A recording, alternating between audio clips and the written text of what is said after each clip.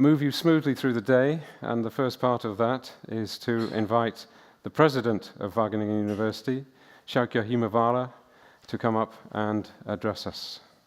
Sjoukje.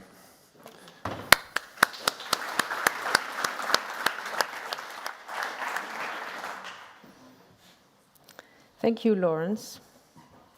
And it's really lovely to see so many of you here today. Welcome, all of you. And a special welcome to our panelists who will be introduced later, and to Mr. Diederik Samson, who has been willing to reflect on the Mansholt lecture later on. Dear guests, the world is on fire, quite literally. This summer, again, hundreds of acres, thousands of hectares were forests of nature were burned, and we lost a lot of nature in Canada, in Hawaii, in Europe, and thousands of people lost their homes, but also flora and fauna, local flora and fauna, lost their habitat.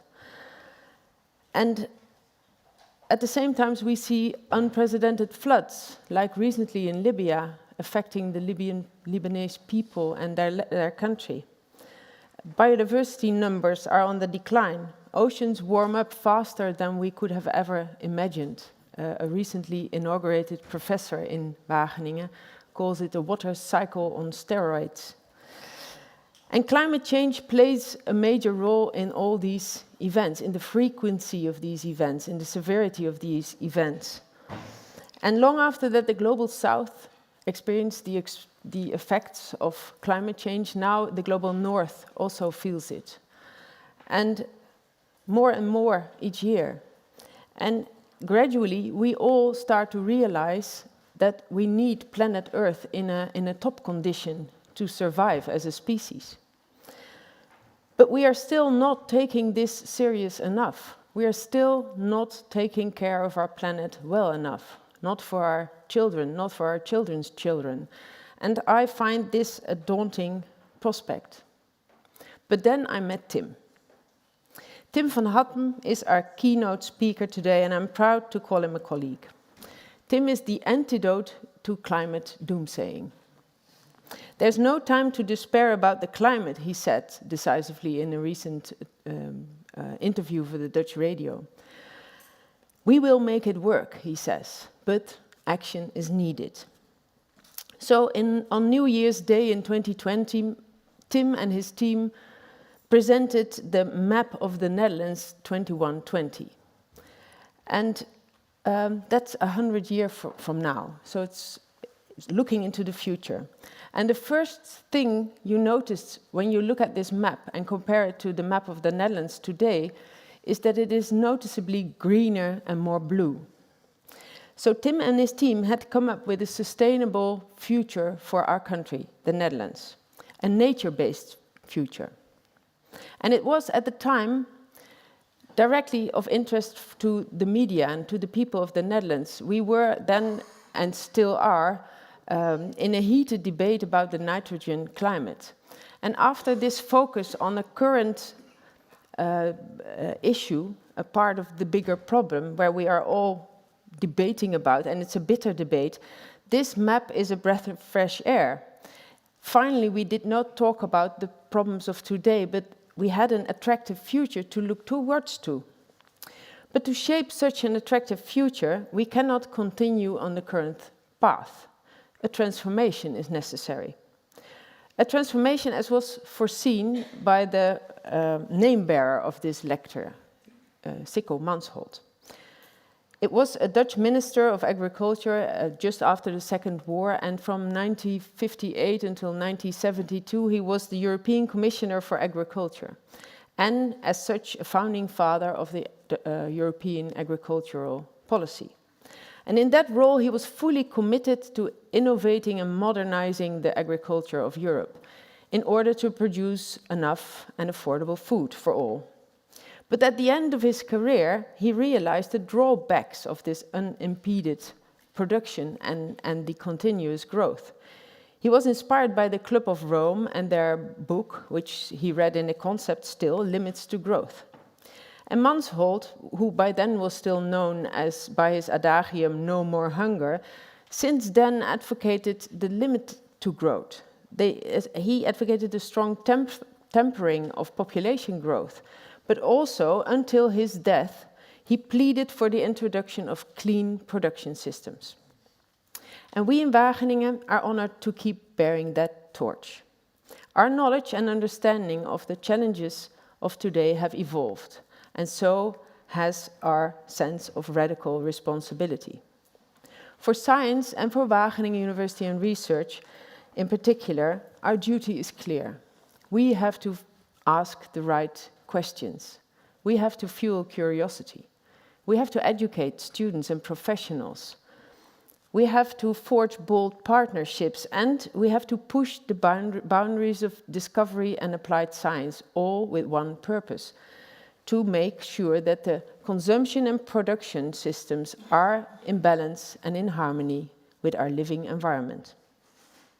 At Wageningen University and Research, everyone, students, researchers, teachers, staff, has an intrinsic and pragmatic drive in shaping that future. And we feel it's our responsibility to share scenarios for sustainable futures, like we do today. We do so to share our knowledge, but also to inspire to action. So today we will hear from Tim van Hattem what a future in Europe can look like. Tim has studied environmental sciences at the Saxion, at the University of Port Elizabeth, and of course at Wageningen University.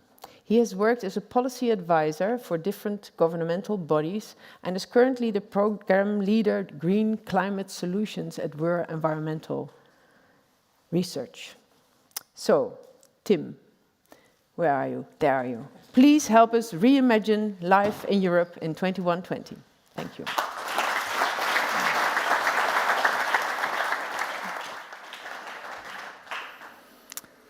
Yeah, thank you very much, Sjoukje.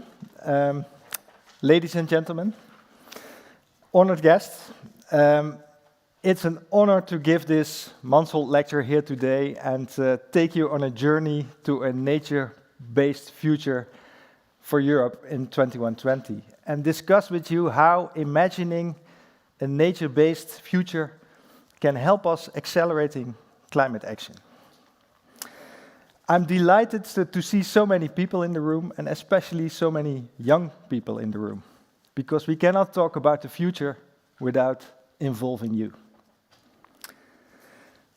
Last week, I finished the Jungfrau Marathon, 42 kilometers, 2,000 altitude meters, the most beautiful and one of the heaviest marathons in the world, in Switzerland. The finish of this marathon is next to the Eiger Glacier. And this is a location where you can see climate change straight into the ice. You can see the glacier disappearing. And like most glaciers in the world, also the Eiger Glacier is disappearing fast. And this will have major consequences for our fresh water supply.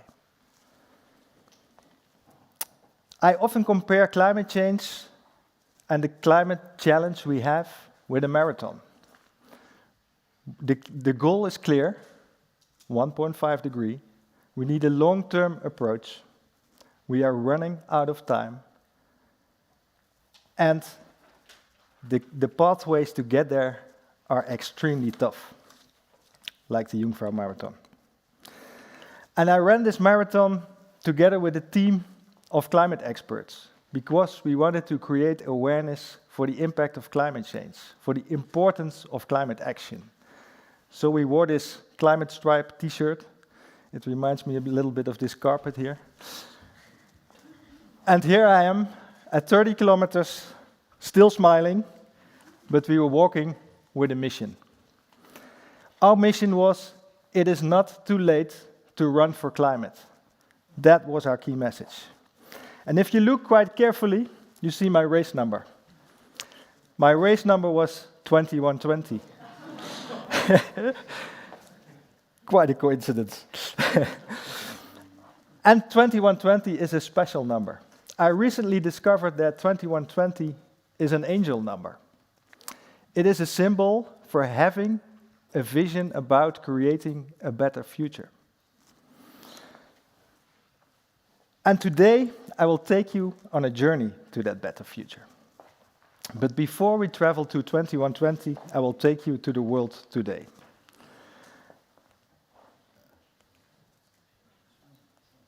And this picture pretty much represents the world today.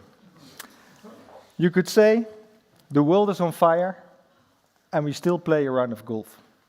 We are very busy with solving short-term problems, but we know that climate change and loss of biodiversity are the challenges of the 21st century. And Europe is a hotspot of climate change. We have experienced this summer climate change and extreme weather events all over Europe. Floods, heat waves, wildfires, droughts. Europe is very vulnerable for the impact of climate change. And we need to act. We need to rethink how we create a vulnerable Europe. Our cities, our infrastructure, our agriculture is not designed for the new climate. And this picture gives an alarming message. It's a picture that was presented in the latest IPCC report, saying that children that are born today will experience at least 7 times more heat waves than our current generation. So climate change is, what we see now, all the impacts is just the beginning. The impact will get worse in the future, and we have to prepare for an at least 1.5 degree warmer world. But climate change is not the only challenge we are facing. Biodiversity is disappearing fast. Our nature and the state of nature is declining fast. The latest IPCC report, IPBES report, was crystal clear. Human actions threaten more species with global extinction than ever before, and 1 million species face extinction. And also Europe's state of nature is declining fast. 70% of our soils is degraded.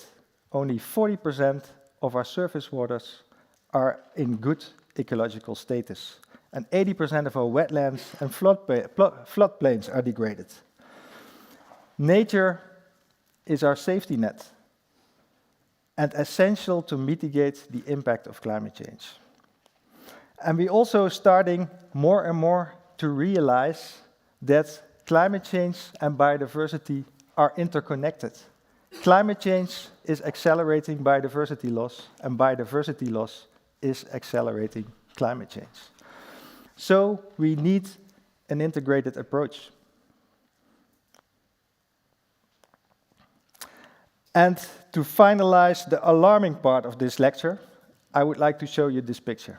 It was presented last week in Science, showing the planetary boundaries, and that 6 out of 9 planetary boundaries have been crossed already.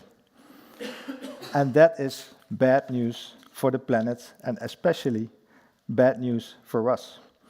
Each life support system has been so damaged that the planet is well outside a safe and operating space for humanity, was the message. And this is what happens then. It is not strange that all these alarming messages result in the fact that 75% of the world population now is very worried about the future of the planet. Children of present and future generations will bear an unacceptable high burden of climate change and biodiversity loss. And global studies reveal that eco-anxiety, climate depression, if you like, is a growing concern, especially under young people. And as President von der Leyen stated last week in the State of the Union, there is a strong need, especially by young people, for creating a vision for a better future. So, we need to change the narrative. We need to change the narrative to a narrative of hope and action. Despite all the alarming news, there's also good news. The IPCC stated that all the solutions we need to solve the climate crisis are already available. We only have to start accelerating climate action. And however, we are running out of time. It's not too late to act.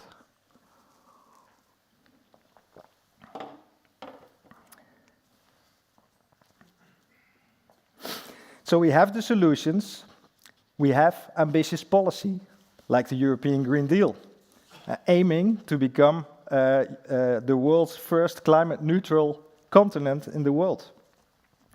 But what is lacking is our imagination for a better future, a Europe with healthy water, clean air, cheap energy, affordable food, and healthy and happy people.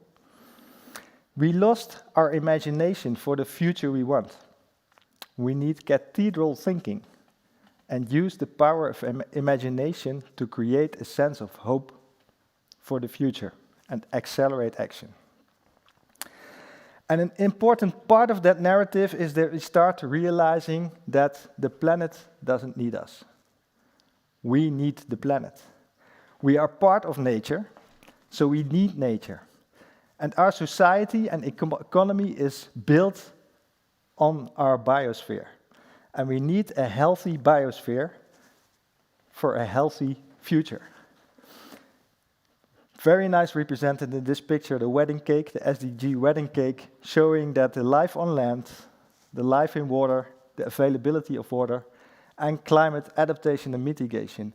If we don't give these SDGs the highest priority, we will never reach the others. And that's where nature-based solutions come in. We have to start working with nature rather than against it. Nature is our best ally in the fight against climate change. Our forests, our wetlands, our soils, our water systems can sequester carbon and create resilience for the impact of climate change. And nature-based solutions are not a replacement for rapid phasing out fossil fuels, but can additionally contribute to the Paris Agreement goals. And however, there is growing attention and evidence base for nature-based solutions. Large-scale implementation is still moving slowly. Only 10% of the climate finance worldwide is spent on nature-based solutions. So we think nature-based solutions need much more and higher priority. And we have to move beyond the nature-based solutions discourse, but towards a nature-based transition.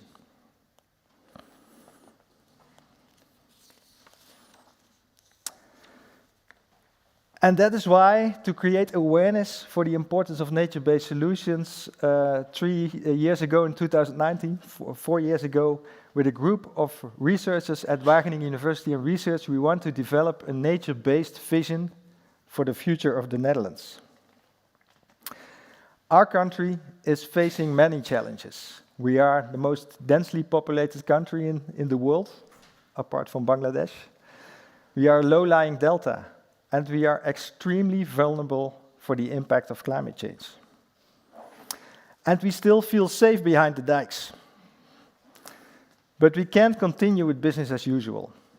Our engineered country needs to rethink how to make our country future-proof.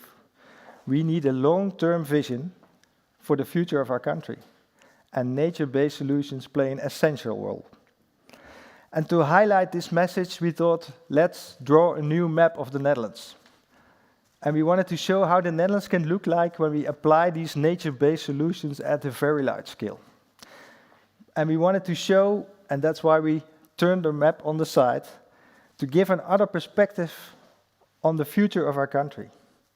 And this map shows a narrative for the future some people desire, and I think a lot of people desire. So we have energy production at sea, wind, solar, hydrogen hubs, food production at sea. The coastline is growing with the sea level rise. We have lots more space for water, lots more space for nature, more forest, regenerative agriculture, and green, resilient cities in places where they are not floodable. And this was not a blueprint. We presented this just to inspire and to instigate discussion about the future we desire. Not to say this is how it has to be, but this is how it could be if we start working with nature. And very soon after we published this map, it was actually just before the COVID virus entered Europe, our map went viral. It was all over the place, in all the newspapers, on TV, on radio. Everybody was discussing about our map because it inspired people. And this is what people said, this is where we want to live. This is how we want our country to look like. And we were invited at many organizations, and we discussed with politicians, with policymakers, with ministries, with municipalities, provinces, about the future vision of our country. And everybody was very, very interested and enthusiastic about this vision. And the most important lesson I think we learned was that there's a huge need for a hopeful perspective on the future. Everybody wants to know where we want to go and not where we don't want to go. And one of the key questions that was asked several times was, the Netherlands was too small. Why did you only make a vision like this for the Netherlands? Should we not also do this for Europe? We even had a phone call with Diederik Samson about this. And of course that is right. The Netherlands is connected with other parts of Europe. And if you make a nature-based vision, nature doesn't care about political borders. So we have to think on a larger scale. And we should also develop a nature-based vision for Europe. And we have been thinking about this on the campus at Wageningen University. And we thought, okay, for preparing this lecture, why don't we start this exercise and just start doing it? So we collected and asked 50 students from different backgrounds, different nationalities, 20 experts, to start designing the nature-based future for Europe. And we made sketches and all kinds of ideas, and we have had discussions with policymakers here in Brussels to discuss our vision and our ideas. And, we worked on that for almost half a year or maybe longer. And we divided Europe in 5 ecoregions. So we clustered biogeographical regions in 5 ecoregions that are geographically and ecologically connected. And we defined 5 guiding principles for redesigning Europe. And the first one is maybe the most important one. We said we need a healthy biosphere as the cornerstone of Europe's future. Water and soil as guiding principles for the future. And we also said the future should be adaptive and resilient. We have to work with nature and continuously adapting to a warmer world, because climate change will not stop somewhere, but hopefully moving slowly forward. We want to move towards a climate positive and circular bioeconomy, a paradigm shift. And we want to move towards a nature-positive society, a society where everything helps to restore and protect nature, instead of breaking it down. And of course, this future should be inclusive and just, where nobody is left behind. And based on these 5 guiding principles, we start designing and drawing a nature-based future for Europe. And this is a synthesis of that. This is the map, a first sketch of the map, I should say, of a nature-based future of Europe. And this map seems maybe not so different from other maps, but it contains a lot of information, and it's built up by different layers. And it's good to peel off these layers to see what stories and nature-based solutions we have thought for the future of Europe. And the first one is about healthy water and soil.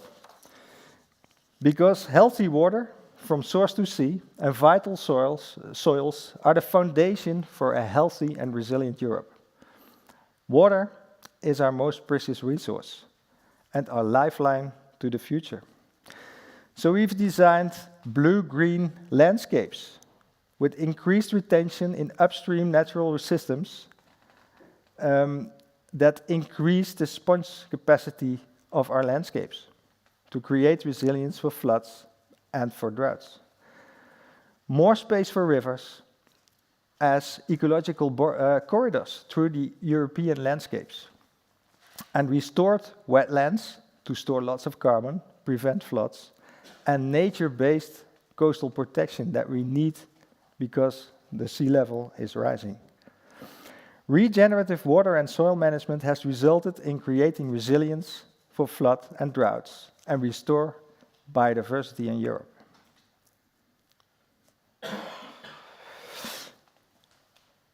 And apart from water, of course, we also have a lot of nature.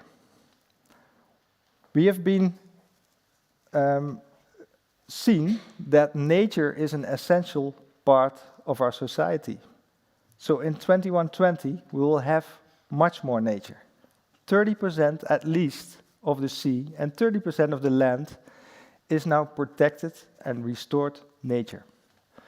And we will have a network of ecological rewilding corridors that connect European landscapes and nature.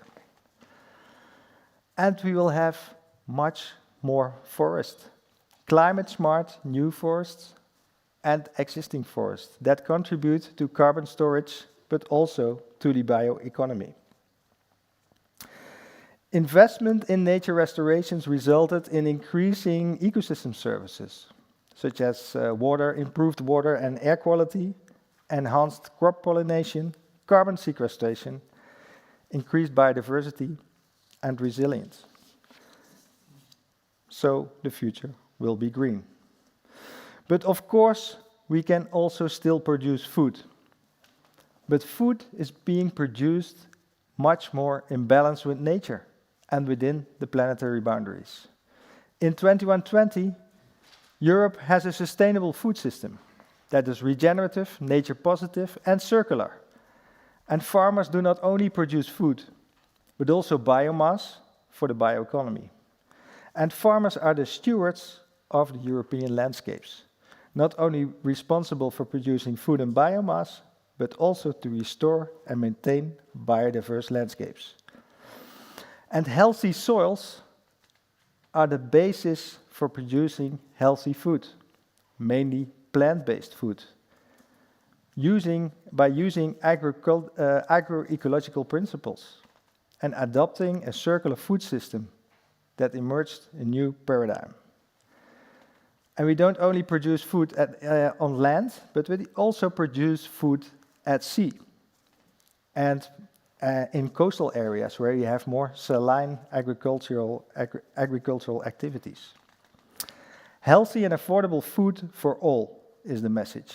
And the shift to a resilient and nature-positive food system has improved Europe's resilience, biodiversity and health for millions of Europeans. And in 2120, most Europeans still live in cities. We will have walkable cities, where most daily needs are within a short walk or bicycle ride from home. Cars have been banned from city centers, creating much more space for green areas and improving air quality. Cities will be green and healthy, with much green public space, urban forestry, and open water. And of course, cities will be connected by high-speed railways, because we want to move not by plane, but still travel to several cities around Europe, of course. And this was a nature-based Europe in a nutshell. There's much more information on the map and much more information in the report, but we see this as a first step, and the synthesis of all these themes is this overall map. And again, this is not a blueprint, but to inspire and set the discussion about a nature-based future we want. And there's not a one-size-fits-all strategy. Every region, every eco-region has its own challenges and its own nature-based solutions. For instance, the Mediterranean region that is already impacted by climate change on a very large scale, with droughts, with heat waves, with wildfires. It is essential to rethink how the Mediterranean will look like in the future, and we have to start thinking about that now. We have to start thinking about water retention in blue-green landscapes, but also about climate-smart agriculture, because we have to produce food with much less water in the future. Drought-resistant crops, smart irrigation, agroforestry, but also how we can protect the coast with protecting marine areas, coastal protection, for instance, with kelp forests or reefs that can help restore biodiversity and protect the coast. And the Atlantic region, also facing many challenges, is the most densely populated area of Europe, with low-lying areas and rivers connecting the hinterland. Huge challenges such as sea level rise and large pressures on biodiversity are already there. So, several nature-based solutions can help solve these challenges. For instance, nature-inclusive energy production and food production at sea. Nature-based coastal protection. So not only civil engineering solutions, but also start working with nature and improve the ecology of coasts. Regenerative agriculture, because the best and most fertile soils are in these areas. So we need to have and rethink how we produce food there. And of course, we have to think where we start and build new houses on the higher areas that are not flood prone. We need a nature-based transition and accelerating the ways to get there. And we think that Europe is at a critical moment in time. It can not only show leadership in becoming the first climate-neutral continent in the world, but can also become a global leader in nature-based solutions. It can be an ambassador for future generations, a good ancestor, if you like. And this picture, if it's coming, this picture is showing that there are several pathways to the future. And we focus a lot on the pathways to the future we don't want, the red lines in this IPCC picture. But I think, and I'm convinced, that we need to spend much more time and effort to focus on the future we do want, the green line, and the nature-based future of Europe to get there. And there are several pathways to get there, but I think we have to take the green pathway. And this pathway reminds me a little bit of that Jungfrau marathon. It's an uphill marathon, which will be very, very hard. But we all have to run this marathon. We should all take the effort and put energy forward to go to the finish and to this nature-based future of Europe. And to finalize, I would like to say that co-creating an inspiring and long-term vision for the future of Europe can help to create a sense of hope of what is possible and what is desirable. We strongly believe that an inclusive European-wide process on several scales, European scale, eco-regional scale, but also smaller regional scale, and even at city scale, can help to design nature-positive futures and accelerate climate and biodiversity action. And I call to everybody in this room to make that first step, to start thinking about these nature-based futures, create coalitions with businesses, with scientists, with policymakers, and especially with young people, to start designing that nature-based future. We can do that, I believe it, and we have to start today. Thank you very much.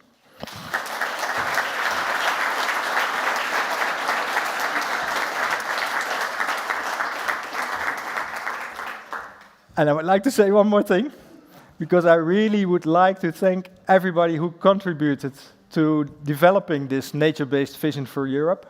We have almost 50 students, a whole group of experts. We have been working on this quite hard to make this message, and I hope it will help us forward. Thank you.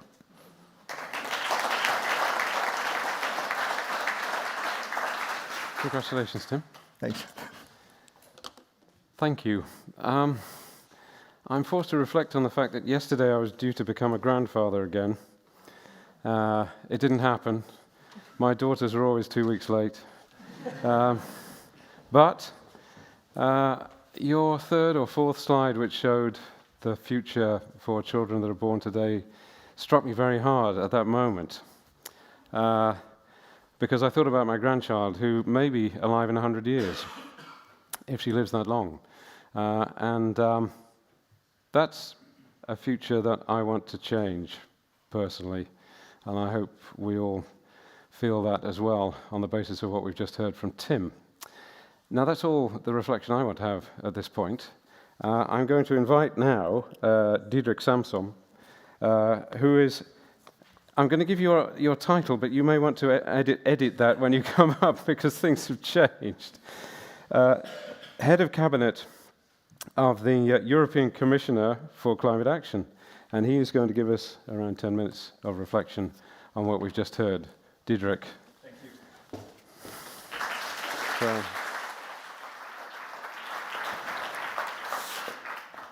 Thank you. Yes, first on that title, I'm currently head of transition for the Commissioner Designate for Climate Action, called Wopke Hoekstra. I have to get the guy through a hearing in the European Parliament, because the beauty of these magical machines called the European institutions have one particular element which is actually really great. You can only become a commissioner after you've been grilled, literally, well, figuratively, for 3 hours by the experts of the European Parliament, the people elected by the European population to preserve our values and our future. And those questions are tough. So at the moment, Wopke Hoekstra is studying. Back to school. Let's see, 2nd of October. You can all watch that one. Because there's a lot of criticism on the European state of democracy, but a commissioner having to go through such a hearing and then having to go through a plenary vote of 705 MEPs before he can even start his job, I would argue there's no other European country doing that type of democracy.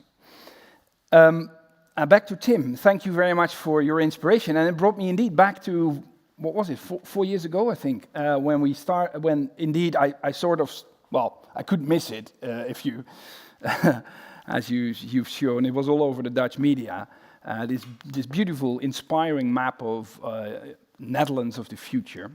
And indeed, my first inclination was, let's call these guys and ask them to build a European map. I don't know what happened in between, but you made this European map. I think it wasn't thanks to the Commission, and especially not to me, but you did a great job in inspiring. But let me serve the, let's say, awful job of bringing you back into the reality of today. Because this inspiration is great, and I'm obviously preaching to the choir here. But 2120 is a hell of a long time forward into the future. And at the moment, there's simply too many Europeans worrying about the end of the month to be able to worry about 21-20, let alone another year into the future. We need to convince others than ourselves to make this happen. And that's actually been the struggle of the Green Deal from the beginning.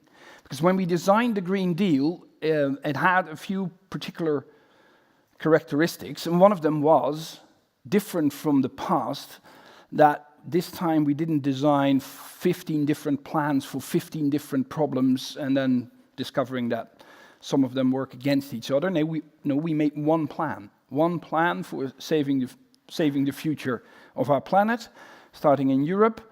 And come to think of it, there's nothing more logical than that, because there's only one ecosystem, and within that ecosystem, everything is connected to everything else, so you need one plan. And that one plan was politically had a savvy design, because it started off with climate and energy. Because you have to do things in chronological order in order, well, if you go through the reality of politics of today. So we started off with climate and energy. And why did we do that?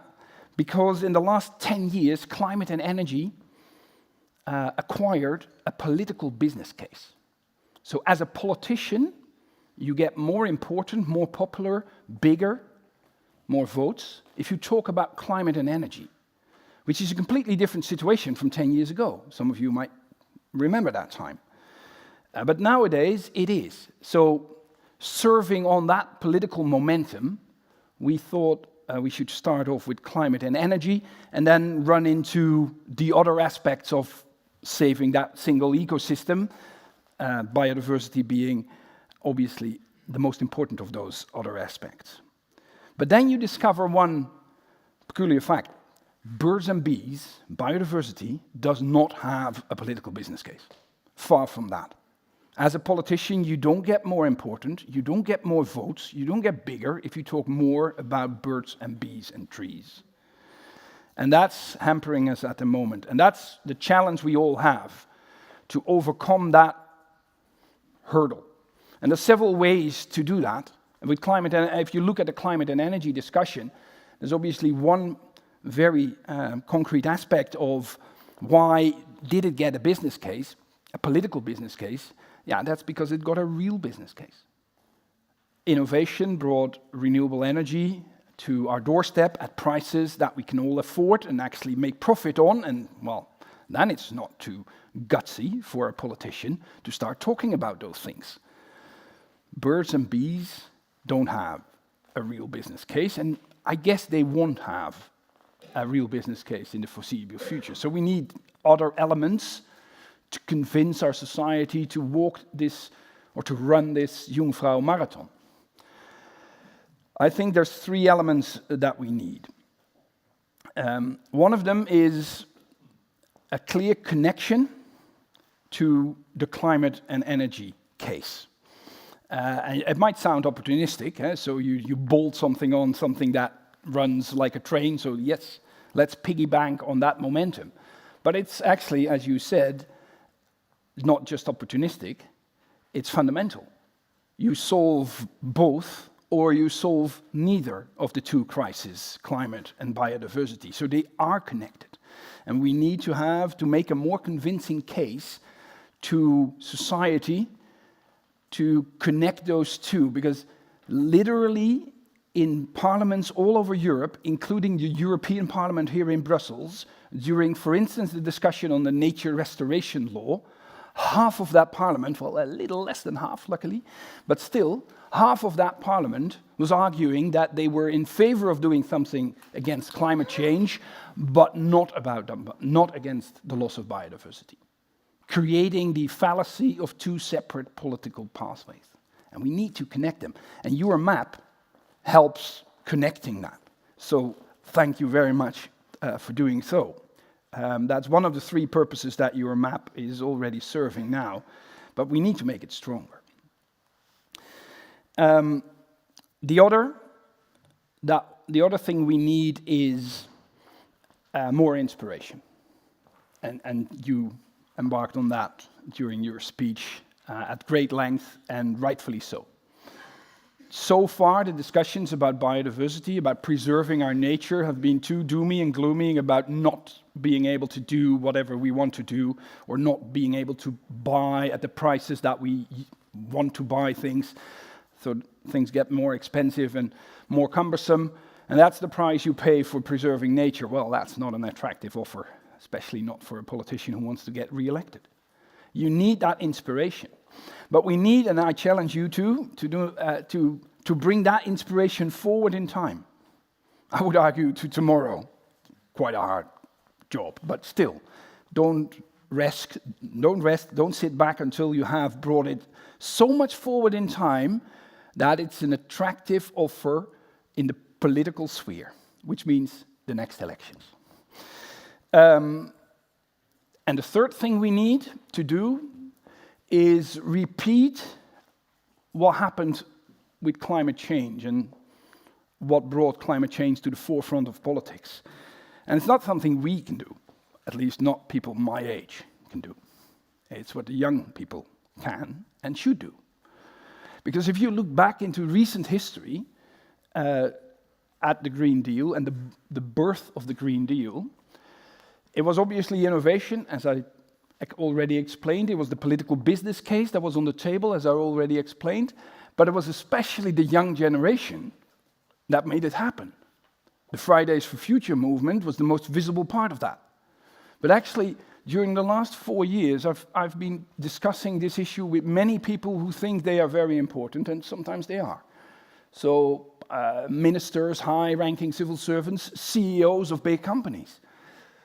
And the peculiar thing is, in all those conversations, and it happened now in the introduction too, it sometimes turns, or actually always turns at some point to their children or grandchildren, asking questions. Small ones about eating meat, bigger ones about going to Bali on a holiday, and existential ones.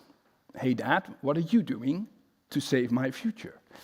And if that dad happens to be a CEO of Mercedes-Benz, or something like that, it's a pretty existential question. I can assure you that for a CEO of Mercedes-Benz, a bad headline about Dieselgate is a bad day, or a bad shareholders meeting about smaller profits is a bad day. But not being able to give your children the right answer on such an existential question, that's more than just a bad day. I am convinced that at the kitchen tables of Europe, 200 million in total, things are changing because of the young generation. And I argue that the young generation should put nature and biodiversity at the forefront of those difficult questions that they are asking to their parents and others. Because so far it has been very successful in climate and energy. We are embarking on this revolutionary pathway towards climate neutrality. But we haven't gotten anywhere near where we need to be in preserving, restoring our nature and our biodiversity. And if this map and the people working on it, which are all young people, as I thought, can serve that purpose, this has been a very fruitful day. Thank you very much.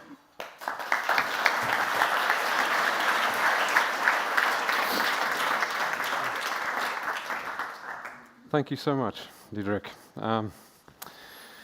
Yeah, food for thought.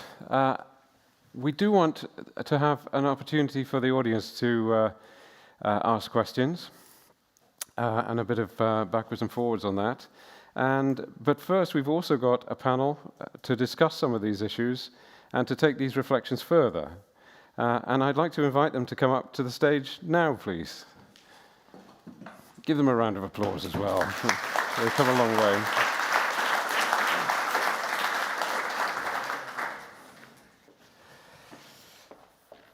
So, there we go. Yep. What I'd like them to do after I've introduced them is basically to say 2 or 3 words about their reflections, and perhaps something personal about the issues, going back to the personal aspect again. I'd like first to introduce Maheen Khan, who is sitting at the end there.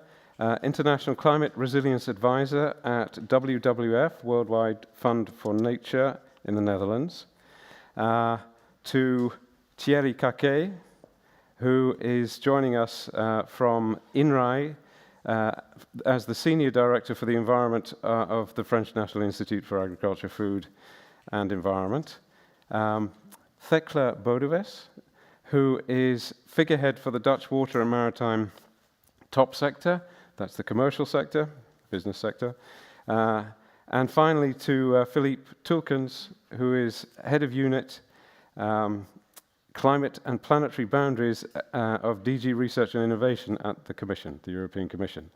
I think you'll agree we've got a very nice broad selection of people here to talk to us. And I'd like to go in the same order, actually, for your introduction. So, Maheen, would you like to start with a couple of words for us? Certainly. Can everyone hear me? It's quite a bit of a pressure to be the first one to be speaking on the panel, but I will try my best. Hi, everyone. It's an honor to be here amongst distinguished panel members. I think the question you were asking, Lawrence, is about our connection to nature or the importance of this particular topic today. Well, first of all, I really enjoyed reading Europe 2021-20. I spent a great deal of time reading it the last 2 days, and what I really like about it is some language, which is imagine, inspire, motivate, engage, and inclusive. And I think that's what was something that helped me on my own personal journey. I'm born in Dhaka, I'm from Bangladesh, and I had absolutely no connection to nature growing up. I grew up in a concrete jungle, which is the urban city of Dhaka. But my connection to nature was forged much later in life. In my late 20s, I'm in my mid-30s now, is when I went to Bhutan and experiencing the nature there, the way people live with nature there, how the culture of the country and the nature or the ecosystem of the country meld into one to produce the identity of the country. So that was, for me, my stepping stone into the world where I really feel that nature is everything. It's not separate from human systems, humans, nature. We are all the same. We are part of, we are one. We are together. So how do we build this narrative is very important, which is why I hold my current role, which is as a climate resilience advisor, try to push for the importance of nature in our everyday life, and also bring this conversation in the present tense. Of course, it's important to think about the future, but we also need to have that vision in front of us and produce the pathways towards it. And one thing I want to say is that I really hope when we have this conversation today and in the future that once again, we don't use nature for our benefit. And the one word that Tim used in his lecture was, we work with nature, we are in harmony with nature when we are going to solve the polycrisis that we are facing today. I will stop there. Super, thank you. Thierry. Yeah, thank you, Lawrence, and thank you for inviting me to participate to this panel. I will start with perhaps a personal testimony of what is happening in the western part of Europe, because I work in Paris, my office is there, but I'm living in a small village in Brittany. Perhaps some of you have experienced the holidays in Brittany. Very nice place to be here, but sometimes in July, in August, it's raining there. It's mid, not too hot, not too cold. But for several years now, we've been experiencing drought, a lot of drought, successive drought. And for the first time last year, it was the first time since perhaps the Second World War, there was no more tap water in some small villages. 700 villages in France, 200 in Brittany, which is one of the most humid parts of the country. People coming, say, no water. What was thought to be granted? You have water, plenty of water for washing and so on. No more water. So people were shocked, really shocked. Different generation. My father-in-law is 92 years old. When he was young, he'd go to the well, went to the bucket, take the water, and then water came. It was like civilization, if I may say so. And suddenly, it disappeared. And people realized that water was essential for the life, for private life, but also for agriculture. And Brittany is a heavily developed region for agriculture. 60% of the territory is for agriculture. And then we experienced food shortage for the animals. No more grasslands producing more food. A lot of problems, and people starting to living the animals, to kill the animals, because no food for them. And then all the structure, the economic structure, the social structure was impacted. And the final point, it was not as dramatic as in Canada or Greece this year, but we have forest fire and moorland fire. We cannot imagine what the shock was, because in this area with a lot of water, we cannot imagine having fire, usual fire. And then a lot of people said, okay, what is happening there? Is this only an extreme event, or is it something more, let's say, deep in terms of impact? And they start to think of what could be the future.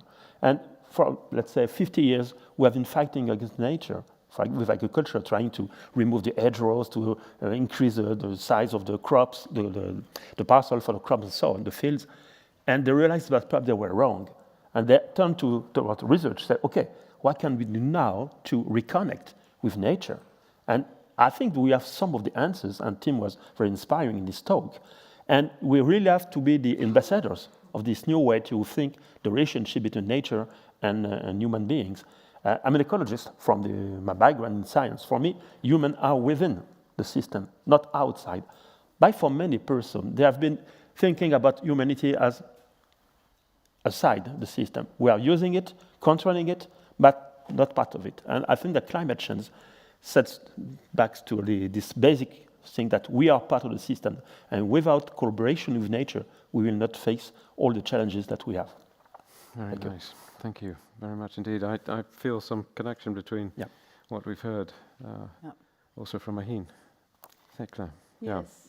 Talking about the top sector, I think it's also good to say that it's a public-private initiative. Yes. And it's not only the water technology and not only the delta technology, but also the maritime technology. So when I read the lecture of Tim, but also when I heard the stories today, and also your story about the glacier, where you did a marathon and you saw the glacier, you saw the results of and the impact what it did on the glacier. I think that's also something that we see in the maritime industry. We have the rivers, we have a very nice project building with nature to solve the floodings in the Netherlands. We really did a good job already with that, but we also have a very shallow draft. And then suddenly our economy stocks, because the ships, the inland vessels, they cannot sail. So we see it everywhere. And what is why I like the lecture of Tim, but also the philosophy he preached, I can say a little bit, is that it's not, we also need to adapt. So there is a realistic way to bring this future. We need to adapt, and we also need to earn money. So I think if we can do it and with an economic growth, and we can also do it that way, I think that makes everybody happy. And I live in the Netherlands, and I really like the Netherlands, and I like Europe.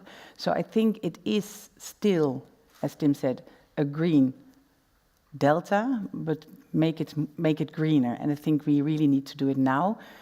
We have, and that's nice of the top sector, what we encourage is the small and medium size, but also the innovations from the universities and from the research center to bring them to the market, the valorization, but also after the valorization, what we now say is, okay, if we want to walk this path, how can we earn money with it? So we do the innovation. We did a lot of innovations also, and we put them away, then it's nice for the researcher, but now show it, because we have a lot of solutions. If I see in the Netherlands what we can do, not only building with nature, but also with azolla plants, we have a lot of ideas, and I think just start with it. And if we can convince politicians that we can do it, just make some showcases, and then we can spread it not only in Europe, but also in Bangladesh and the rest of the world. Yes. Super. Thanks for that complementary but contrasting presentation. I'm very curious now to hear what Philippe has to say. Well, the Commission spoke very well, but much better speaking than me, so I don't think I have much to add, but I wish to first thank for having me here and for the inspiring lecture. I was aware of the Netherlands 2120 already, but this is another step. And I would say reflecting on the possible future is very important, but I think we should also use the examples of success that we had so far. Because in the past, with the first part of your intervention, you may seem, okay, everything is dramatic, we did nothing. This is not entirely true. We didn't do enough, clearly, for the environment. Since a lot of destruction has been happening for decades, we never do enough now. But there were some successes. You asked for my connection with nature. My background is in climate physics, climate modeling, and I was not always a civil servant. I worked in research before. And my connection with nature came through sailing in the Netherlands and windsurfing in Oosterschelde, in this area, where, to this audience, probably you know this example better than me, where it was a unique case where they found a solution after the floods of 1953 that could preserve the ecosystem, the environment, the culture of mussels and oysters, and also was agreed to by environmental organization. And the government actually had to revise its initial plan. The initial plan was to put dikes everywhere and to have all this area a freshwater area, and therefore to destroy the ecosystem and modify it. While the co-action of these groups, fishermen and environmental NGOs, played a major role in forcing the government to ask the engineers to rethink and to develop these creative and innovative solutions that they have built around Nederland with these doors that can open and be shut. You know this better. I invite you really, if you don't know the area, to go and have a look. Those were called gray solutions, or are called now gray solutions. So maybe they are not the ideal solution for the future. Now we have to think a nature-based solution in this context. But the history of this area, in my view, is quite telling and could be connected in the exercise of looking ahead at the future, because there's a lot of potential with nature-based solutions. Probably we'll talk more about it. And those are serious solutions and credible, but engineers need to know that. Super. Yeah, thanks. Back to the Netherlands again, and nicely, I think. I'm quite interested, we'll come out to the audience soon, but also we're live streaming on YouTube. So if you're watching on the live stream, then please post questions in the chat there. And there's somebody sitting at the back there who will feed them through to me on this, and we can feed those through also to the panel. I think one of the critical questions really is whether or not you think, I think you do think that large-scale implementation of nature-based solutions is important. Why aren't we doing more of it, is my question. I'm looking at you, Thekla, because you have a slightly different perspective on this, but yeah. Yes, I have two perspectives on it. I think everybody wants to do it, but it is also... then I look a little bit to the politicians, also in the Netherlands. What we see in our departments in the Netherlands, there's not a lot of knowledge about how we are going to do it. And regulation is also,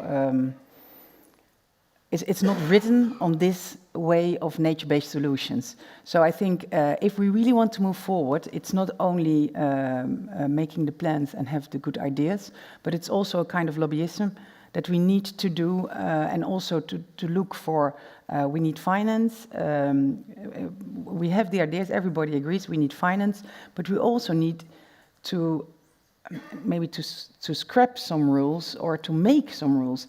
And what is nice is everybody wants it in the Netherlands. So what you see is now also that water and soil is mandatory for everything you do in the Netherlands. That is something that is revolutionary.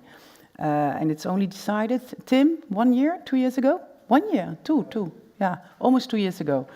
And nobody wants it, but it is something, it's nice. And we can also say, maybe the lecture of Tim, maybe the way we like to do it, maybe we can say that is mandatory, yeah? Maybe we need something like that.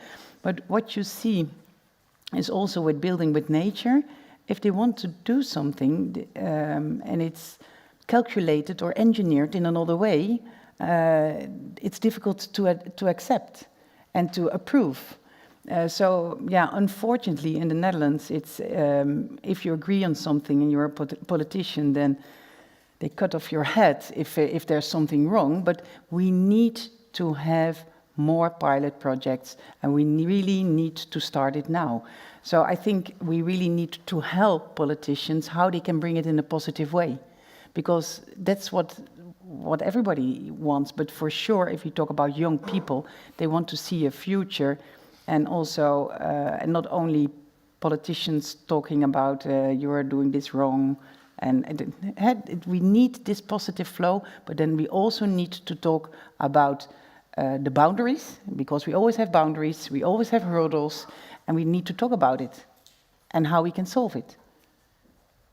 Thank you for that. And you mentioned examples, and I'm looking at Thierry now because I think he's been involved directly with nature-based solutions in practice. So that gives me a nice aangever opening for... Thank you, Laurence. I would just add something to what Clive was saying, is that we have to change also our own norms, the way we think about nature, and the norms, the social norms. And I think that this starts frequently from the ground. And the examples I have in mind, it was funded by the EU. It's a LIFE project in the coastal areas all across France and other countries, where local communities take the opportunity of this program, this LIFE program, to say, okay, we know that sea level is rising, we know that we'll have experienced some erosion, some salinization of land, as Tim was saying. So, okay, what's the future for our own community? And they were involved in many transdisciplinary projects with, of course, scientists, but also local politicians, mayors or local authorities, and citizens as group of thinking together what could be the different future for the territory. And coming back to the picture that Tim showed with this path, they say, okay, we have three options on the table. One is business as usual, what will happen. The other one is no limit in terms of what is feasible, and somewhere in between, perhaps the most probable future. And they have a 4 years implementation plan, and in these different areas, they are now implementing nature-based solution toward the transition. Perhaps in some places they have to abandon. So okay, the sea will have won the game, but in other places they preserve. And this is this balance between trade-off and synergy that we have to forecast. And these examples may be used as, let's say, lighthouses, to take the coastal analogy, to see, okay, it's feasible, but we need to engage since the beginning all the stakeholders, even if they don't agree at the beginning on what could be the best solution for them. If they discuss, and we have tools, scientific tools, to organize this discussion, then it's feasible for them to adapt.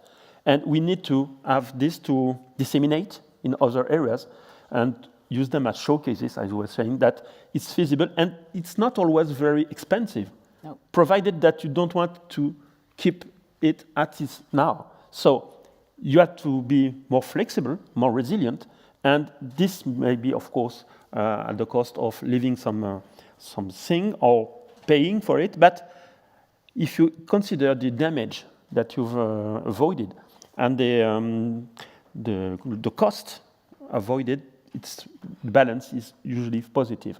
And now we're trying to develop it at the full scale, at least in France. And we're discussing with colleagues and with Tim that it would be very interesting to have a network of such demonstration sites forecast, for example, by the EU through integrated programs. Nice. That's also a nice opportunity, but I'm not going to ask you immediately, Philippe. I want to go to Maheen, because I know your background in the stakeholder social sciences might be interesting in terms of what Thierry was saying about stakeholder engagement and that being a critical aspect for success. Mm-hmm. Certainly. So I worked on a climate strategy for WWF Netherlands very recently with a small team in my office, and two of the main tenets of the strategy are nature-based solutions and locally led adaptation, or locally led solutions, which you were referring to. And so as we have ongoing projects, we are starting projects, we have in the Netherlands, in Europe, across the Danube River, and also internationally, that are starting on NBS projects for example, disaster reduction and adaptation in general, which I can get into detail later on during this talk. Some of the obstacles to scale-based intervention, if I may talk about that first and then go to the stakeholders, is to implement such interventions, we need time. The solutions that are going to be reaped from these interventions require time. Nature cannot be rushed.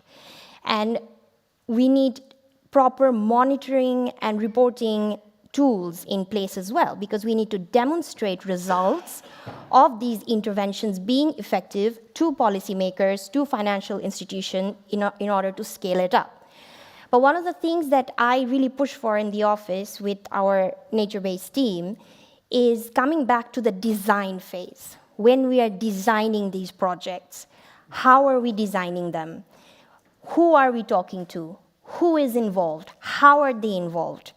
And local people, local populations, local stakeholders have several obstacles, diverse forms of knowledge. How do you incorporate that into design, into planning, and into implementation? And that really requires certain level of expertise when it comes to engaging with stakeholders. This oftentimes gets overlooked because we are in a rush right now. And of course, we should be in a rush. We are in an emergency. We should be rushing for solutions. But if we do not take care in the design phase, then the solutions may not be what we are hoping them to be. And therefore, the large-scale intervention that we are so aiming for may be compromised. So the inclusion of local stakeholders, community members, I don't have to say this, I think every scientific journal report is reporting on this. We are talking about this on a daily basis. It is extremely, extremely important because these people hold knowledge that is unparalleled. I'll give a slight example before moving on.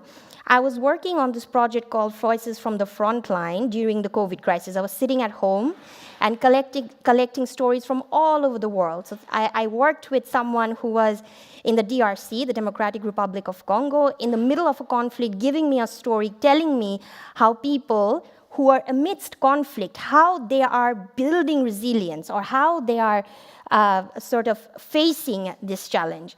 So one of the stories that I came across while writing these was about Hurricane Mitch that hit Honduras, for example. And in a very remote community in Honduras, relief wasn't reaching people for weeks. And they had absolutely, as you saw during the pandemic, I'm from Bangladesh, I was in Dhaka at that point, all communication channels get cut. So supply of food, everything was cut, right? So people were not getting food. So what these indigenous women did is that they had this knowledge of a bread that comes from an indigenous root which survives floodwaters, which are flood resilient. And then they started feeding their families with that. This kind of knowledge can only be accessed when you have access to people, when you have the expertise to communicate and connect with these people. And I think with nature-based solutions, it is no different, or any other solution that we want to implement. Thank you. Anybody been involved in a nature-based solution in the audience? And consulted on one? Just curious. No, okay.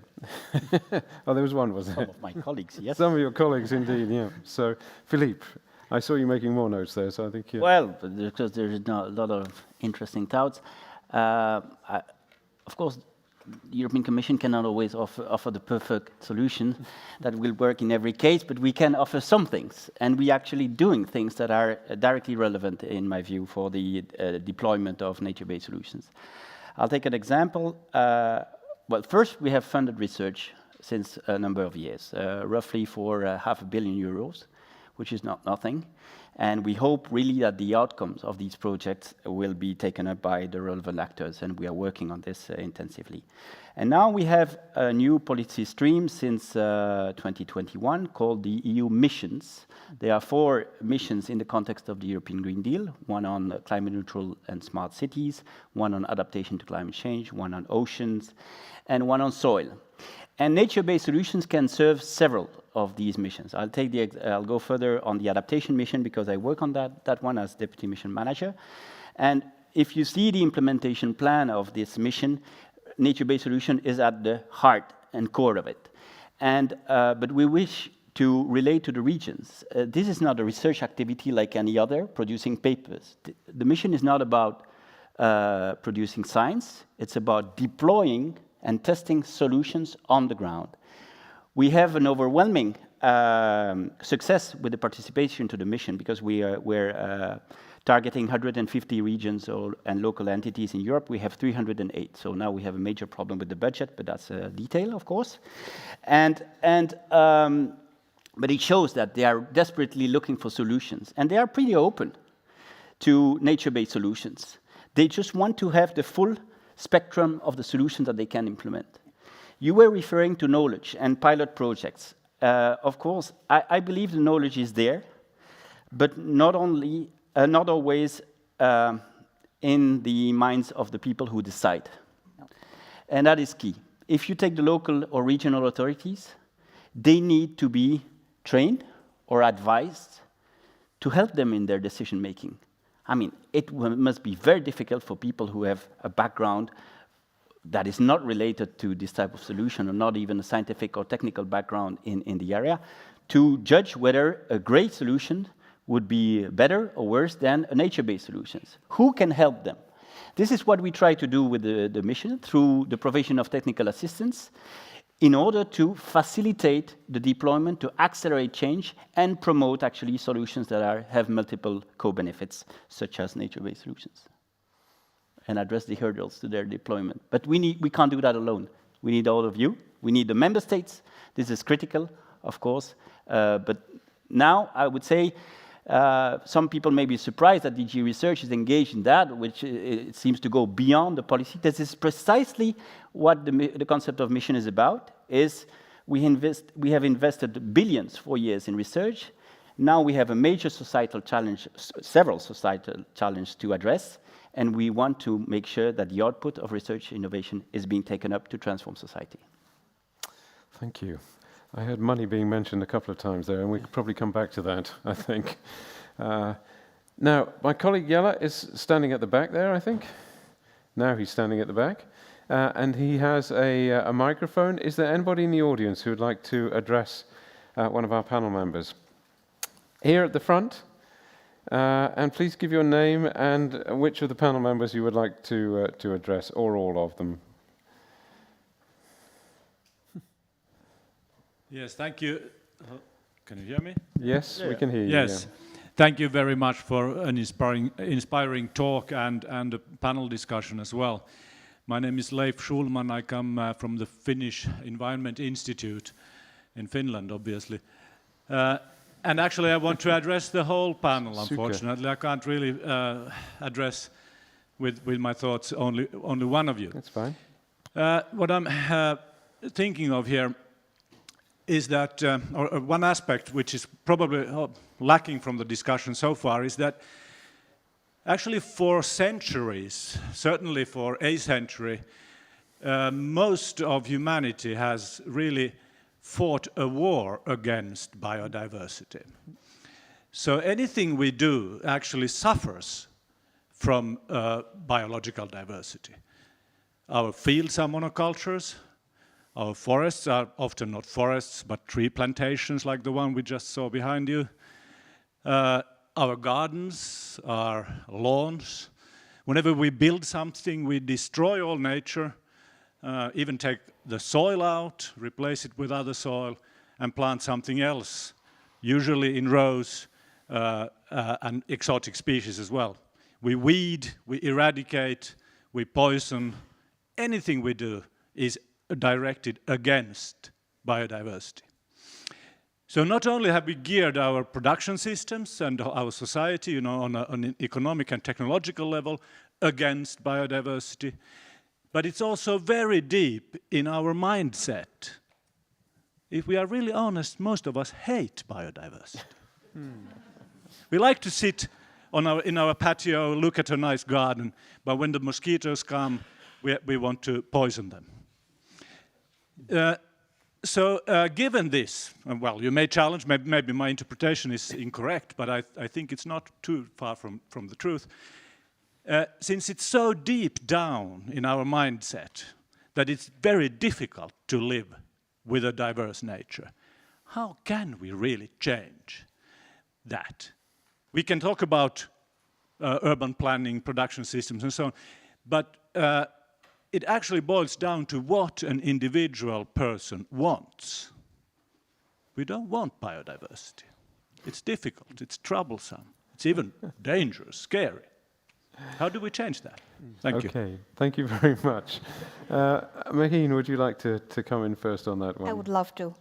I think I I could tell, actually. I think I actually wanted to start the personal story with something about connection. And I was listening to both the lectures earlier today, and I was thinking there's a red line running through this, and it's about connections, right? So it's about human-nature connection, it's about climate biodiversity connection, it's about science, policy, society connection, and a connection to from the present to the future. And one of the things that I really feel in whatever humble experience that I've had is, if you go back in time, I'm a history buff, I love reading history, world history, and if you go back in time, you really witness or to a time portal that global development, as we see it today, sitting here in this amazing, sound-proof auditorium, has been at the expense of nature. And that is because primarily, intrinsically, our relationship with nature has been very, very different since the Industrial Revolution. And it's a very difficult question, sir. I wish I had a lot of time in the world, but it brings in so many aspects of the world today: politics, economics, society. But another word that I really liked you used is diversity, biodiversity. Are we really in it for diversity? Because honestly, only in the last decade or so, or at least the latter part of the last decade, have we really started talking about human diversity. Is that, are we going to live together in harmony? We are still fighting on that front globally. So we are basically fighting two fights: human biodiversity and biological diversity. And I don't have an answer to your question, but what I do have is that we need to restore nature, restoration of tropical forests, peat cleanse wetlands. 80% of wetlands in Europe has been destroyed. But primarily and fundamentally, we have to restore our relationship with nature. indeed. Thierry, yes. Thank you, Oli, for this inspiring question. For me, the question is also the way we have been educated. And within education, I also include, for some of the audience, perhaps the religion, vision of the relationship between nature and humanity. This has a lot of pressure in at least some culture. I'm not a philosopher myself, but if you read the writings of Philippe Descola, for example, which is a French author working on the comparison of the relationship between human and nature in Occidental culture versus Native American, South American culture. It's very, very different and very inspiring to see how these people will see our own relation with nature. They are totally different. And perhaps we are biased. We're all biased, of course. And what you mentioned about the mosquitoes and the garden, of course we experience it. But we can also, at some time during our travel within life, take time to think about it and to change. It's maybe minor changes or more important changes, but there's always time to change. And if you look at the agriculture, at Inouye, we are, of course, well involved in this. When we look at the traditional agriculture in the French West Indies or in the Caribbean or in Africa, the question of diversity in agriculture to produce food is tackled totally differently, because you have those small gardens with perhaps 30, 40 species cultivated together with animals. And they produce food. Of course, it's at the scale of the home. You have your own production for food, but there is no struggle against diversity. They use diversity, they not control it. They have this diversity of plants with some that are within the roots, in the soil, the trees, all kind of agroforestry, native agroforestry, if I may say so. And agriculture is not opposed to biodiversity. It's the way you are implementing it and the way you think about the way you can increase production that change the world. So I'm not convinced that we are always against diversity. It's our background, our culture, and we can try to change it. And the lecture by Tim is inspiring in this way. We can change our vision. Nature is not against us. We have to collaborate and to cooperate with it. Super. I don't think I need to say any more after that. Philippe and then Thekla. Yeah, very briefly, but your question is too complicated for me, so I'll give an answer not to the question. But it points out the contradictions in human beings, of course, we all know that. We are full of contradictions. And in this room, the Academy of Science, I think it's very important to remind people that the transition is extremely demanding and will require scientists to work with economists, with psychologists, with lawyers, with sociologists, whatever, all the discipline. And this interdisciplinary approach, where Wageningen is well known for being amongst the leaders in Europe on that, is absolutely fundamental. Because those who decide, who take decisions, are senior, and they have not been trained in several disciplines, most of them. The younger generation is more advanced than the more senior ones. And what I see in decision-making in the European Union at every level is that the type of training that people had influences quite a lot their approach, their thinking, and in the end, the decision. So therefore, I would plead strongly in the Academy of Science to ensure interdisciplinary work across social science and natural science, to work with economists. This is, in my view, the weakest point, to make sure that the economic case for nature-based solution is being reinforced, the business case itself. Yeah. Because here we talk about amongst converted, but we need to go out and talk to economists, to people working in finance, in their language, to convince them. Yeah. Thank you, and that I think is a nice. Yes, just very short, because I fully agree with the rest of the panel.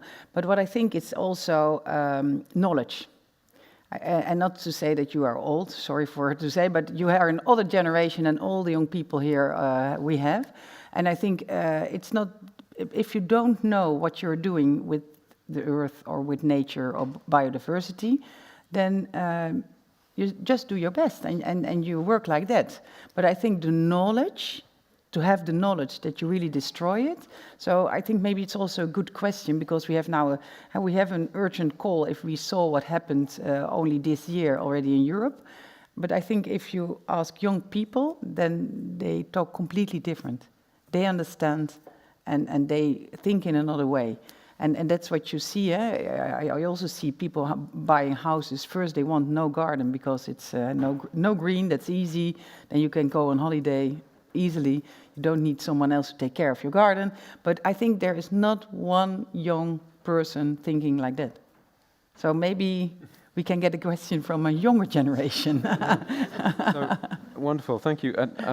We have, I think, a younger generation here at the front. That hand came up first. There's a little clock in front of us which is ticking down. It says 48 seconds, so I'm going to ignore it for a couple more minutes. Hello. Please. Is it still on? Okay. Hello, my name is Noah. I study landscape architecture in Wageningen.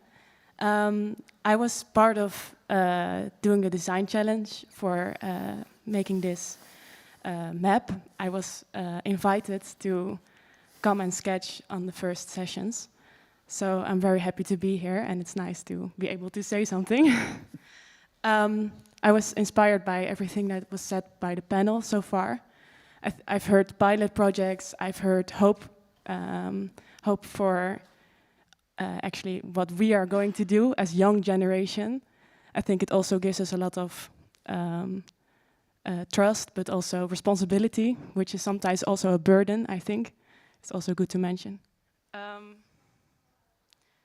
Actually, my question is back to the map, because we are not seeing it now on the screen, and I'm wondering why. There's so much in the map, and there's a lot of things to think and to discuss about with everyone and with different countries. not only from the Netherlands, because now only a specific group of people have made this map, and I see that you're also saying that it's good to include the local community and the inclusivity of the landscape. So my question is, what's next, and when will we come back together to design further? Well, I don't know if the panel can answer that question, actually, but The Commission. yeah, well, I'll come back to you very quickly in a second.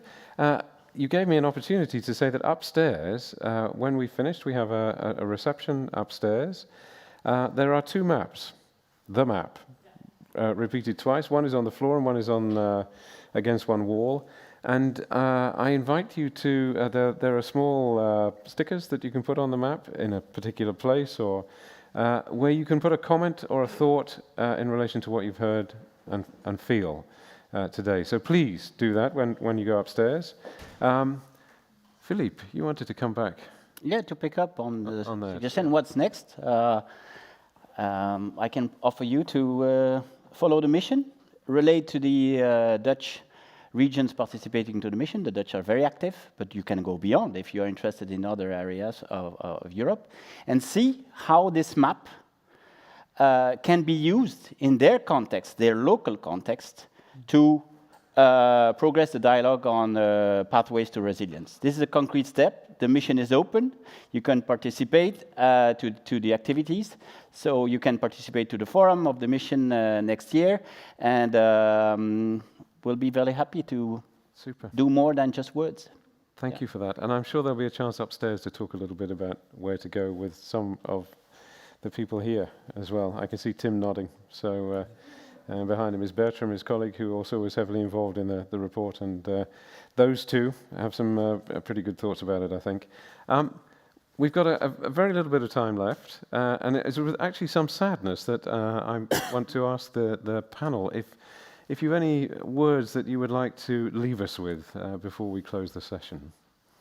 Let's go in the reverse order that we went in when we came in. Philippe. Well, it's to remember the positive signals that we heard today. The challenge is daunting, but there are many, many solutions. And actually, they are unexploited, many of them. And we all can be actors of the change by exploiting and disseminating the knowledge, reaching out to the actors to bring the transformation on the ground. Super, thank you. Thekla. Yes, for me, we have. I'm jealous because you only have 4 or 5 missions. We have 22 in the Netherlands, too much. So that's for. I think it's better to focus on a few missions, and then I think just get started. The Dutch Growth Fund. So there is money for it. So I think we just need to do it and also convince all parties involved to come with us, because we cannot do it alone. You need to have the industry, you need to have public parties, you need to have the universities, everything. And I think that's I really like to start tomorrow. Super, thank you. Thierry. Yes, I will say that we're talking about a vision of our common future. We heard a lot about transition, transformation, and you may perhaps think about it in terms of resignation, but for me it's inspiration is the word. That's it. Thank you very much. Yeah, Maheen. First word when we started, and now the last word when we are ending. No pressure. And you manage it. I have a couple of things which are basically just reflecting on what all of you had said. I'm very excited about Europe 2120. I'm very excited about NL 2120. And maybe many of you don't know this, we also have a Delta plan for Bangladesh, which is 2120, which was also very much in partnership with the Netherlands. I'm also very much looking forward to talk on that next month. But we must not forget a few things. One is justice, which is just transition. We have to remember that as we transition to a nature-based economy, we should take into account the trade-offs, the opportunities, and the threats that it might create along the way. Another thing is about knowledge, which is pluralism. Now, you might be wondering, we're talking about EU 2120, and where does this girl from Bangladesh sitting here in the panel suddenly come from? But I work in WWF Netherlands, and I'm working with the Dutch policies. I'm also working with international policies. And one of the reasons when I asked my boss why he hired me was because I was from Bangladesh, was because of the experience, the knowledge that I have been able to obtain over the course of my diverse experience in the work sector, and especially Bangladesh being such a vulnerable country to climate change. We have a climate movement which sprouted from the environmental movement, which came from the environmental justice movement in the 1970s. The environmental movement got overshadowed by the climate movement, which is very much about ending fossil fuels, which is absolutely very, very important for us to keep shouting about on the top of our lungs. But at the same time, we also need a movement on valorizing nature, on the importance of nature, the role that nature plays in every day of our life. And I think that's the movement I hope that all of us who are in this room today can start from the next moment. That's how I will end. Thank Super. you. I'd like you to give this panel a big round of applause. They've been great. Fantastic. Thank you. Thank you so much. Yeah. It's hot up here, by the way. So never mind the pressure, there's also the heat. That was wonderful. We've run over a little bit on time, 5 minutes or so, but I really don't mind, because I think it was really important that we had a chance to hear from them, and also that you were able to ask a couple of questions. Next time we'll ask more. But don't forget that you can still ask us questions, and that we are here to answer questions about some of these difficult issues. We talked about youth a lot. One of the people who was involved with the process and was a student at Wageningen, and now is actually a researcher at Wageningen, is Nafsika Makridu. That's about right, isn't it? And I'd like to invite her up onto the stage to give us basically a call to action, which I believe is going to be from a personal perspective, and over to you. I'm looking forward to hearing from you.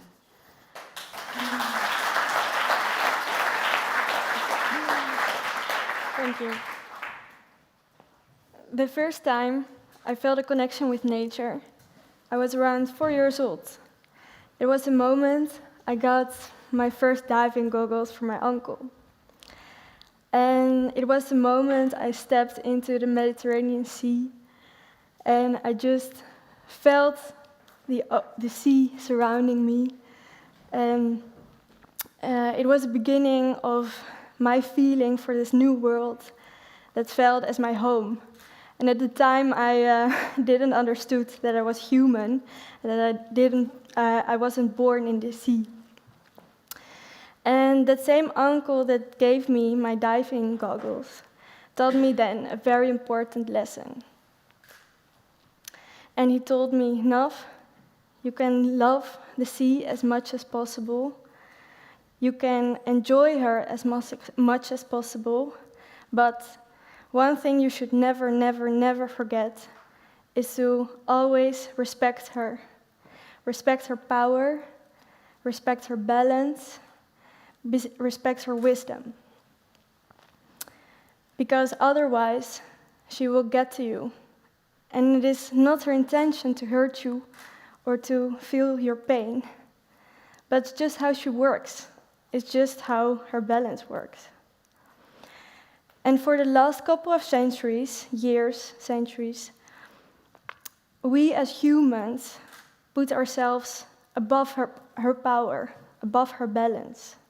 And it is time for us to be humble and to put ourselves below her balance again, and to listen to what she has to say, and to lead us the way, because then she will give us the power to save ourselves in a type of way. Maybe you're asking yourself why you're staring at this picture. Well, when I was asked to tell her my story, I was thinking what I should say, what I wanted to tell you, but it just didn't came to me. And 1 month ago, I was at Sunil. That is the point of the peninsula Attiki, where Athens lies on, and it is a cape surrounded by the sea. And it was that moment that my story came. When I felt the power of the sea, when I felt the power of the wind, and when I felt the power of the sun, because it was sundown at the time. And it is important that to know that the ancient Greeks built here the temple of Poseidon.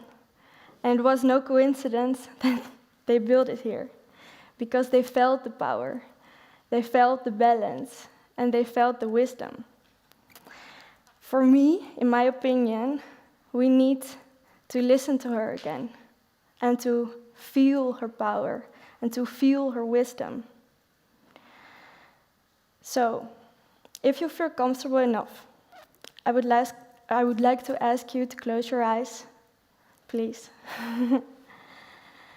and to think and to feel about the first time you felt the connection with nature, and you felt the love, and you felt a part of it, because that is what we need right now. Thank you for your attention.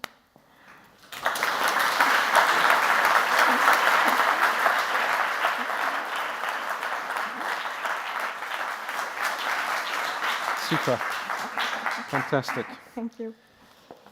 I think Nausicaa's mum is in the audience. You must be very proud of her. Okay. Not a dry eye in the house. Wonderful. Thank you very much. Now, we're at the end of what's been a wonderful afternoon, I believe. And I'm going to leave the stage and not come back. We look forward to seeing you upstairs. Please write on the maps, whatever you feel like. And I'm going to ask our president, Shaukia Himavara, to close the meeting for us. Shaukia, thank you.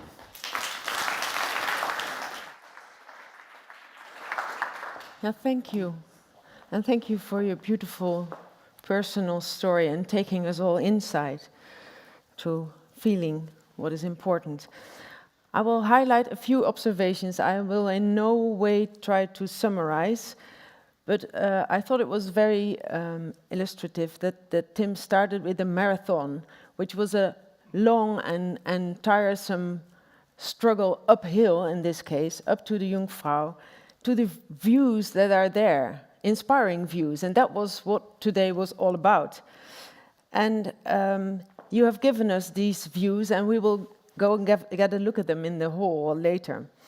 And at the same time, when you came up with the map for the Netherlands 2120, I remember that the Advisory Council for Science, Technology and Innovation in the Netherlands gave an advice to the government and the Parliament of the Netherlands of how to go about with societal transitions. And the most important thing they advised to the government was make sure you have an inspiring vision, a shared inspiring vision, so that not only we push towards innovation and transition and saying goodbye to old ways of working and embrace new ways of working, but also to draw towards this inspiring vision. Without this inspiration, without these views from the top or from the bottom, we will not get there.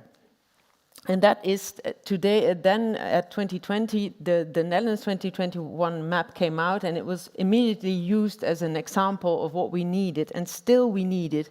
And to my disappointment, in a way, I looked at the agricultural policy Sikko Mansholt, on this Mansholt lecture, tried to get accepted in the European Parliament in 1971, and it contained a lot of elements which we are trying to pass through European Parliament today. So we need to get moving, I think. The panel came up, and I really like that, like you did, with a lot of personal notes, personal visions on how we all experience that things are changing and that it affects all of us, but also the call for tangible successes and economic benefit. And in that point, I would like to take a small step sidewards to Michael Porter and its competitive analysis, who pointed to the importance of strong businesses on ecosystems, of a strong research and innovation system, on reliable government, and I think that has a lot to do with long-term vision, but also on the need of pressure. He claimed, and there's an article from him where he states that if you compare different countries and you take countries with a very strict environmental legislation, their competitiveness is certainly not less than other countries. So there's no thing holding us back there. And that also refers to what Diederik told us, feet in the clay, feet in the policy, we need to think about today. But we can only get there when we have this inspiring map of the future. And he called upon the younger generation to take these issues and to start the revolt at the kitchen tables. But I would like to extend this call to action. I would like to take us to ask all of us to take this to every table we see, because we need to tell the stories. There is, and that was something Thierry told me before the lecture, that if we look at the citizens'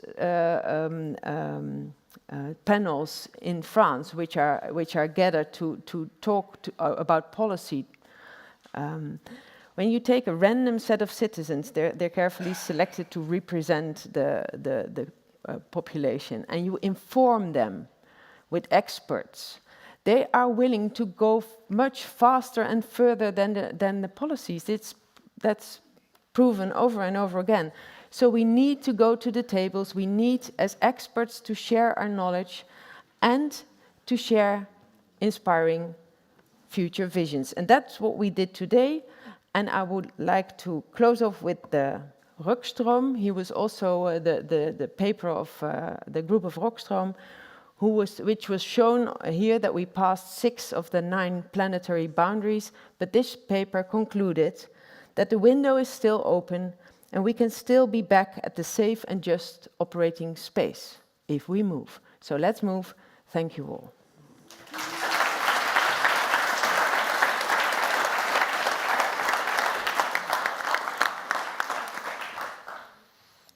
Thank you all very much. We'll see you upstairs.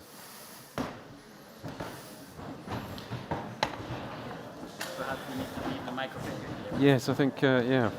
Interesting discussion with the representative of Bangladesh in the IPCC.